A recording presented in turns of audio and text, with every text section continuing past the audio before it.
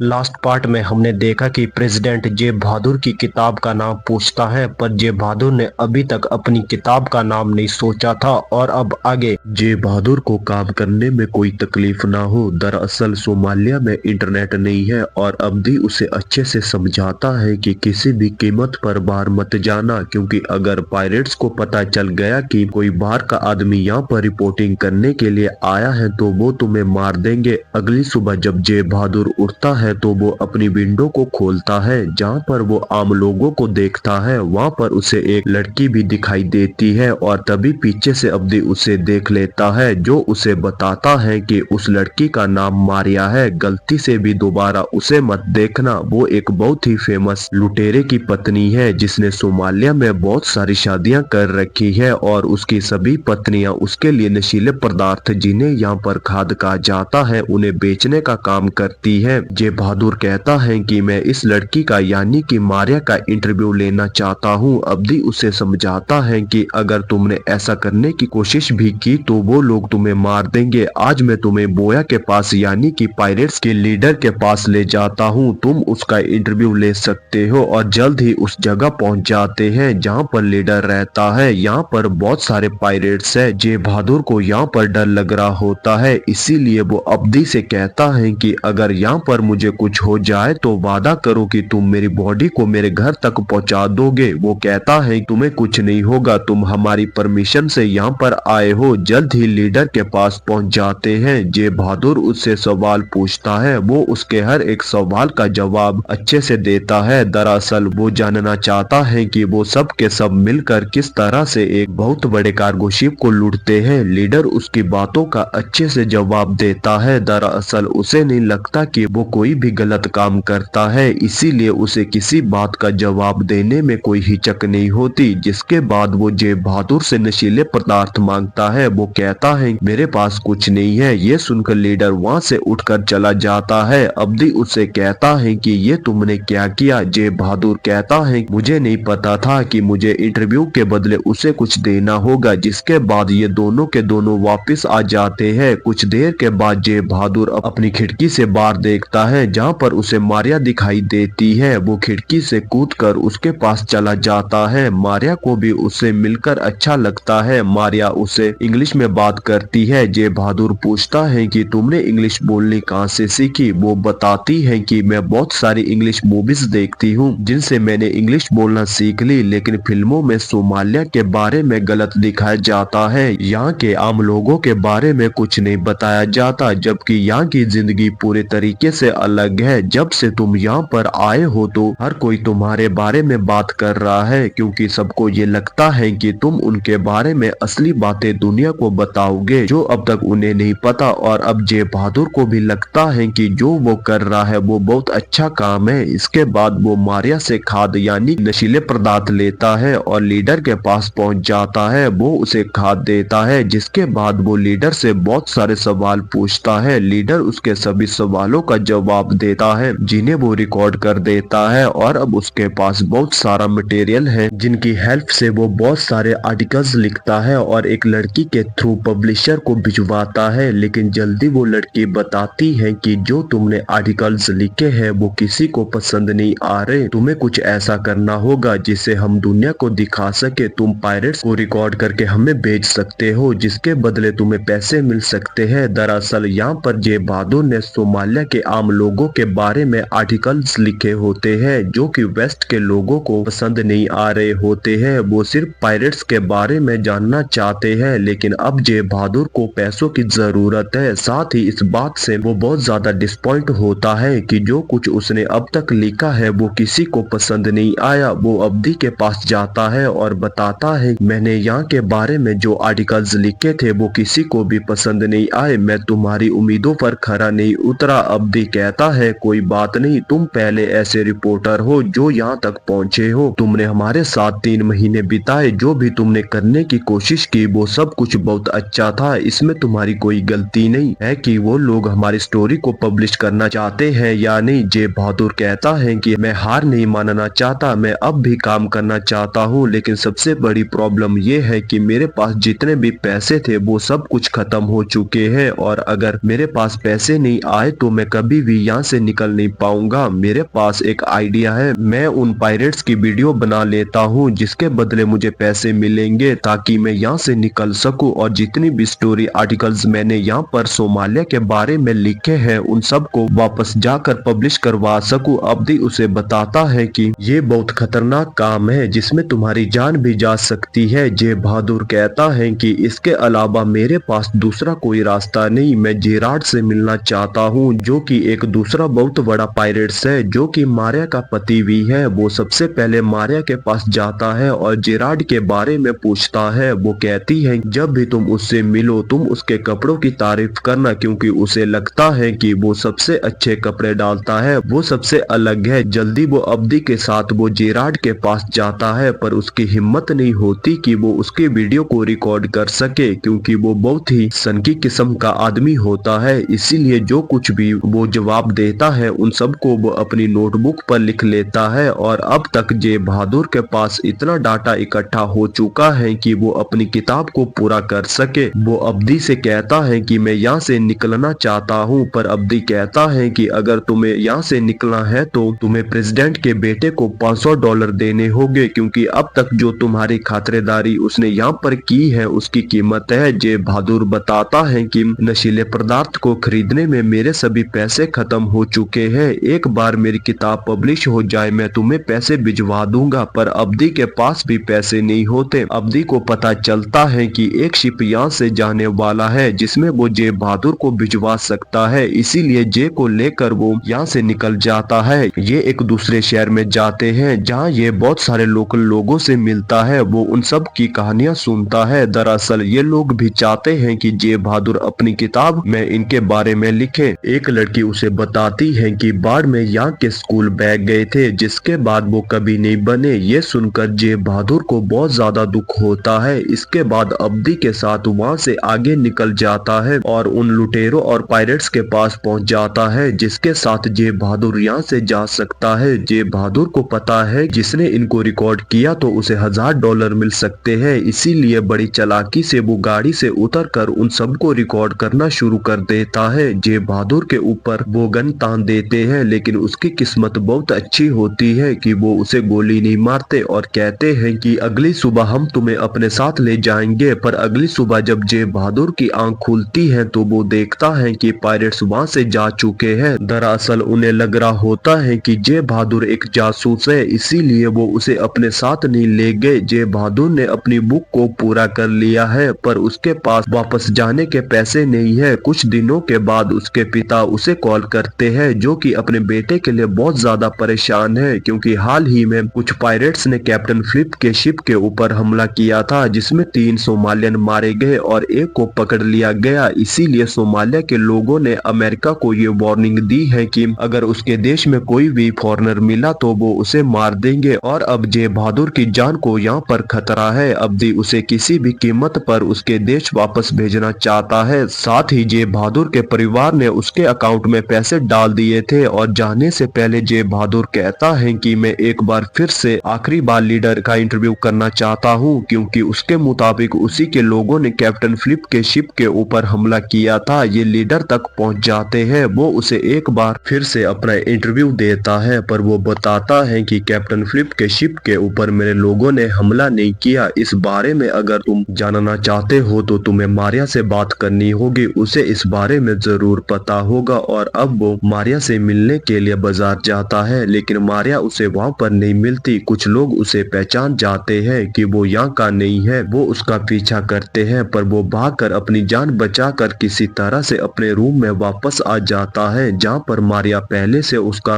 इंतजार कर रही होती है। मारिया बताती है कि कैप्टन फिलिप के शिप के ऊपर मेरे पति ने हमला किया था, तुम्हारी जान को यहाँ पर खतरा है, जितना जल्दी हो सके यहाँ से निकल जाओ। ताकि इसके बाद मारिया यहाँ से निकल जाती है। जे बहादुर उसे अपनी खिड़की से देखता रहता है और अब जे बहादुर को पता चलता है कि मारिया के हस्बैंड ने कुछ लोगों को जो कि अमेरिकन थे उन्हें मार दिया है, लेकिन उसे अब जल्द से जल्द यहाँ से जाना होगा। उसकी किताब पूरी हो चुकी है। जाने से पहले वो अब्दी और उन सभी लोगों को थैंक्स कहता है जिन सब ने उसकी मदद की थी। उसे ये पता चलता है कि प्रेसिडेंट ने लीडर को गिरफ्तार करवा दिया है। जे बहादुर सबको अलविदा कहकर यहाँ से अपने देश के लिए निकल जाता है और जब उसके मोबाइल पर नेटवर्क आता है तो वो देखता है कि उसके मोबाइल पर कई 100 मैसेज आए हैं जो कि न्यूज चैनल के हैं। दरअसल हर किसी को वो इंटरव्यू चाहिए जो कि उसने मारिया के हस्बैंड का लिया था, यानी कि जेरार्ड, जिसके लोगों ने कैप्टन फिलिप के शिप के ऊपर हमला किया था। आर्ट पब्लिशर का भी उसे मैसेज आया होता है जो कि उसकी किताब को छापने के लिए तैयार है, जिसके बदले उसे अच्छे खासे पैसे मिलेंगे। यानी कि जो काम करने के लिए वो सोमालिया गया था वो उस काम में कामयाब हो चुका है। लोग उसके काम को जानना चाहते हैं। जल्दी उसकी बुक पब्लिश हो जाती है जो उस साल की बेस्ट सेलर बनती है। 2013 में CSIS उसे अपने पास बुलाते हैं ताकि वो सोमालिया के बारे में जान सके। वो बताता है कि सोमालिया के जो आम लोग हैं वो वॉर नहीं चाहते, बल्कि वो चाहते हैं कि जो भी उनका कल्चर है वो बहुत कॉम्प्लेक्स है, उसे लोग मान्यता दे, उन्हें उनकी नजरों से देखा जाए, तभी हमारे बीच में और सोमालिया के बीच में शांति हो सकती है। उसके बाद सुनने के बाद अमेरिका ने 2013 में सोमालिया के सामने शांति का प्रस्ताव रखा ताकि दोनों देशों के बीच में एक संधि हो सके। 20 सालों में पहली बार ऐसा हुआ था। सोमालिया की सरकार और USA की सरकार के बीच में संधि हो जाती है, यानी कि वो USA के प्रस्ताव को मान लेते हैं और ये जय बहादुर की वजह से हुआ था। जय बहादुर ने अपनी जिंदगी को रिस्क में डाला जिसके फलस्वरूप उसे पूरी दुनिया जान सकी। वो एक कामयाब इंसान बना और इसी के साथ ये सच्ची कहानी यहीं पर खत्म हो जाती है। उम्मीद करते हैं कि ये कहानी आपको पसंद आई होगी। अगर आप चैनल पर नए हो तो वीडियो को लाइक, शेयर एंड सब्सक्राइब जरूर करना। तब तक के लिए keep watching and stay safe. मिलते हैं अगली वीडियो में।